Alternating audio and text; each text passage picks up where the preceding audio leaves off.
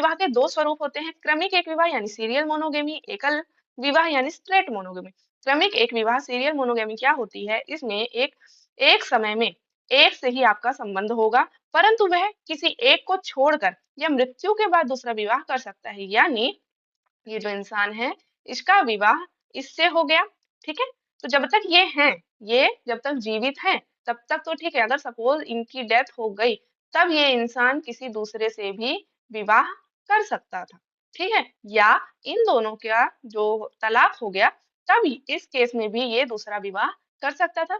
Same इसके साथ भी है, ठीक, कि जो विवाह हुआ उसमें से कोई भी एक लाइफ पार्टनर की अगर मृत्यु हो जाए या तलाक हो जाए, तो उसमें से उसके बाद है ना, उसके बाद वो पार्टनर किसी अन्य से विवाह कर सकता है। यानी जब तक उसका तलाक नहीं हुआ है या उसके पार्टनर की डेथ नहीं हुई है, तब तक वो सिर्फ एक ही विवाह में बंध सकता है।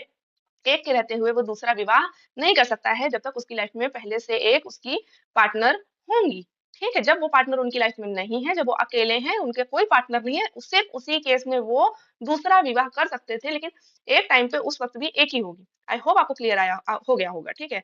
नेक्स्ट है हमारा एकल या स्ट्रेट मोनोगेमी, यानी एक परिवार में केवल एक स्त्री का विवाह एक ही पुरुष से होता था। किसी एक की मृत्यु के पश्चात ही वो दूसरा विवाह नहीं कर सकते थे। अब यहाँ पे जैसे किसी एक की डेथ हो गई, किसी एक की मृत्यु हो गई, तो जो पार्टनर बच रहा है वो दूसरे कहीं और विवाह कर लेता था। लेकिन एकल विवाह में, स्ट्रेट मोनोगेमी में, आपका बस पूरे जीवन में सिर्फ एक बार विवाह होगा, और जब आपके पार्टनर की डेथ हो जाए या आपके पार्टनर से आपका तलाक हो जाए, उसके बाद भी आप अपने पूरे जीवन में अकेले रह लेंगे, लेकिन आप किसी दूसरे इंसान से शादी नहीं करते हैं। वो विवाह कहलाता है एकल विवाह, स्ट्रेट मोनोगेमी, ठीक। नेक्स्ट हमारा बहुविवाह पॉलीगेमी। इसमें